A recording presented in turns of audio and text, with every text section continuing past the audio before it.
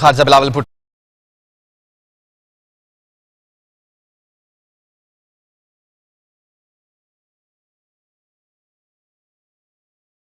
اب آپ کو بتاتے چلیں کہ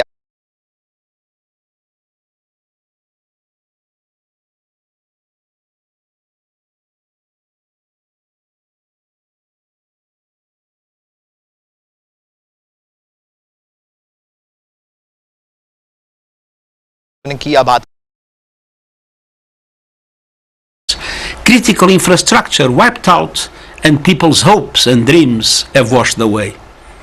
Every province of the country has been affected.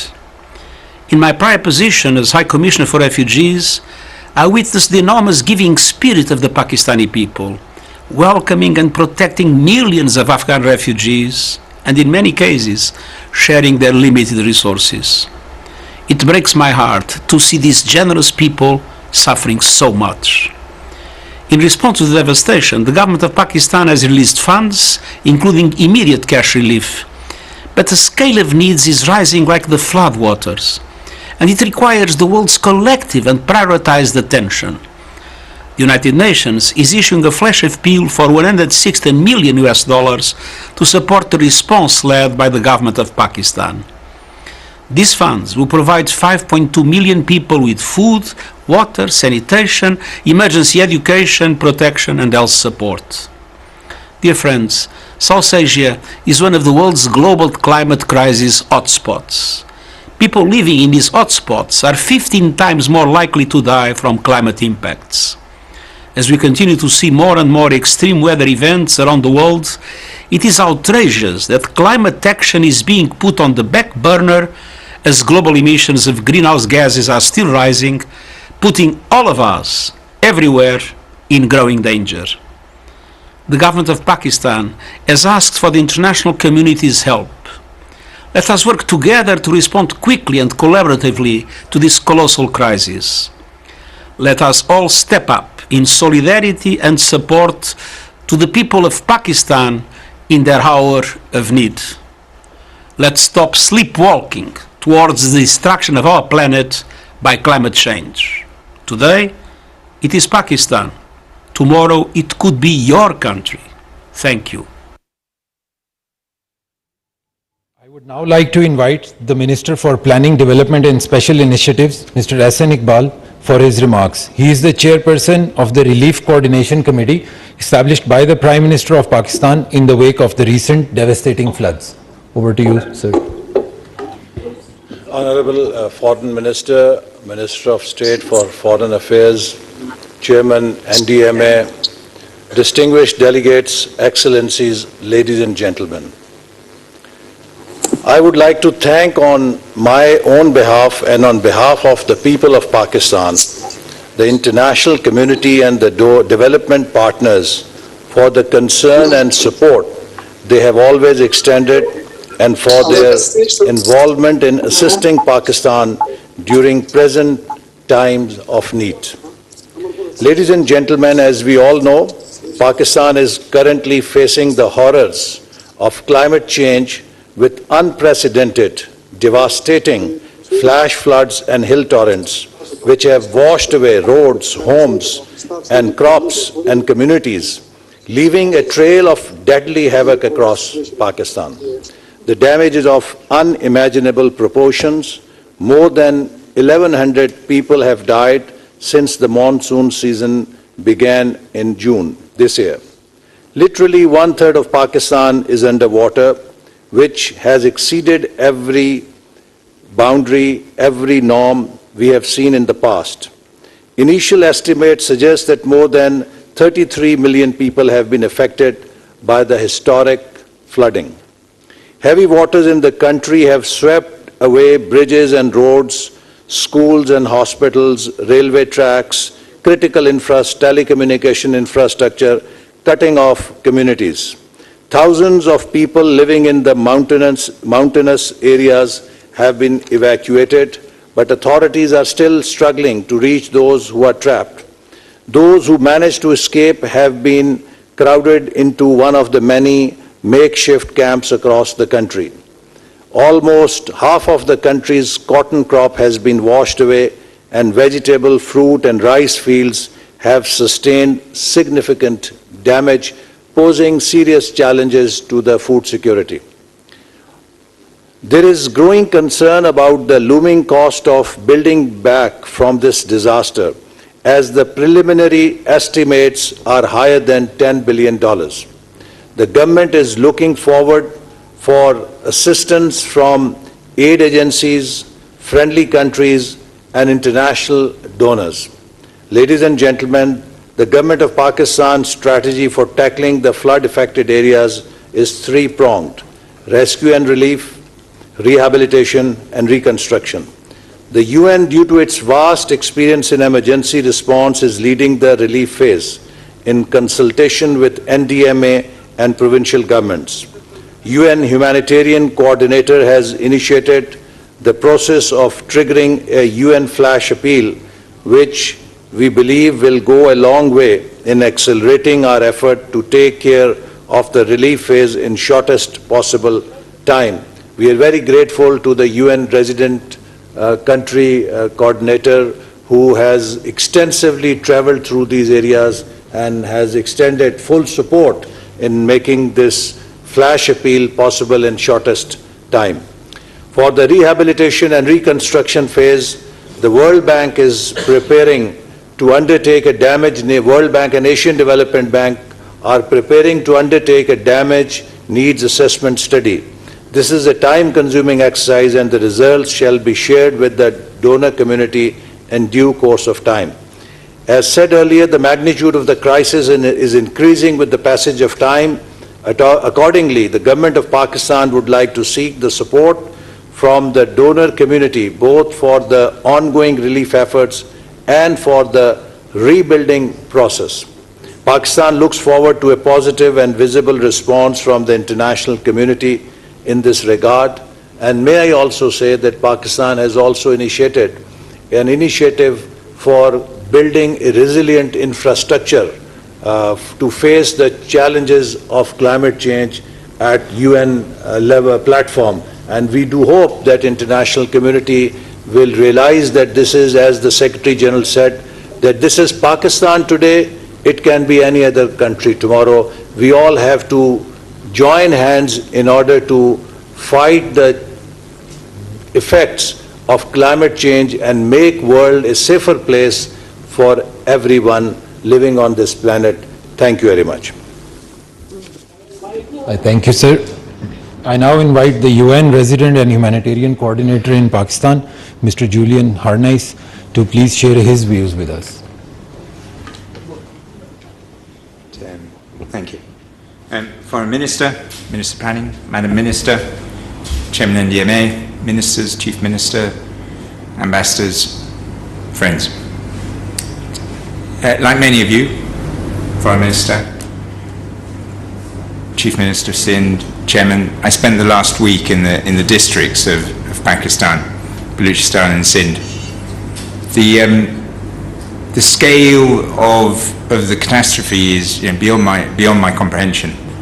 We were going through kilometre after kilometre through central Sindh, where all you could see was villages on the move. I literally saw tens of thousands of people just packing up what little they have, throwing it into trucks or just parking it by the side of the road, and trying to find a dry place to put their village. Piles of charpoys, mattresses in the rain. Thousands of people, parents, children, just looking around and going, what happens now? How am I going to protect my child from getting sick? What am I going to eat? Where am I going to find water? Where will I sleep tonight? And this all across Sindh and much of Baluchistan. And their hands were stretched out, asking for help. Our help, your help. Now's our time. This is all the result of climate change. Now, climate change is a polite way of saying the unwanted consequence of the industrialization of our planet. This is an internationally driven problem, and therefore it is only right that part of the solution comes from us. I also saw good things. I saw the government out there. I saw deputy commissioners pulling together their people across the country. Ministers out in their constituencies doing everything they could to bring together their people. The first distributions of bits, people receiving their little messages saying that, come in for the assistance. These are all good things. Most touchingly of all was the generosity of the people of Pakistan at all levels. Be it rich, poor, they were all reaching into their pocket, giving out to those of their fellow citizens who needed most. And we need to do the same. So now's the time for the international community to step up next to the people of Pakistan. A climate change-driven catastrophe demands international solidarity. The United Agencies funds and programs, well, we started responding, so have the non-governmental organizations, both national and international. But we are limited by the financial resources available to us. This flash appeal will help to correct that. The flash appeal will build upon solid foundations. Since the last superfloods of 2010, which were not of the scale of this one, the government, with your support, has built strong foundations. The Benazir Income Support Program, at a press of a button, can distribute money to tens of thousands, hundreds of thousands of people. That didn't exist back then. We've strengthened National Disaster Management Aid Authority and the PDMAs and the DDMAs across the country. There's a network of humanitarian response facilities that can be used to build a strong response. That didn't exist in 2010. So we're building upon strong foundations. Our international humanitarian appeal for the United Nations and non-governmental organizations will build upon that strong foundation. We will contribute to the work of the government, and our assistance will be under the guidance and the cooperation of the National Disaster Management Authority and the provincial disaster management authorities. I'm very grateful to the assistance of member states and even private citizens in developed countries who've given for this response. Thank you. I'm asking you to do more because it's the right thing. Thank you very much, Mr. Haqnews. I now request the Chairman of the National Disaster Management Authority, NDMA, Lieutenant General Akhtar Nawaz, to give us an overview of the flood situation in the country. Please, sir. Honorable Foreign Minister, Excellencies, ladies and gentlemen, Assalamu alaikum and a very good afternoon. The presentation that I'm going to make is based on a PowerPoint. It's more technical in nature to make you understand the impact, the losses, and what are, the needs. I would draw your attention to the very first page of the presentation, which actually sets stay on to previous one, which actually, talks about the climate change and ultimately, its outcome. Next, please. If you look at this slide, we lost this spring this year, 2022. We moved directly from winter to the summers. That was followed by 4 heat waves, and where we faced forest fires, and our large tracts of the forest remained on fire for weeks.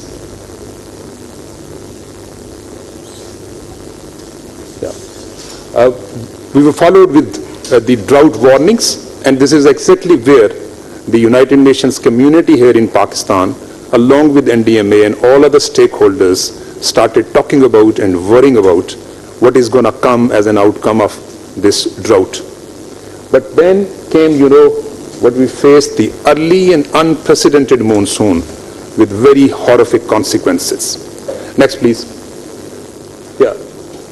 What we had thought about, our meteorological department, they thought that this time, based on their assessment and studies, the monsoon rains are going to be slightly above normal. And once they said slightly above normal, it meant 25 to 30% above normal. Next, please. Based on, this assessment, through the effort with our all stakeholders, that is the provincial disaster management authorities, the federal agencies, the UN offices and systems here, the humanitarian organizations, we carved out a contingency plan for the monsoon 2022 and issued this plan on 12th of May.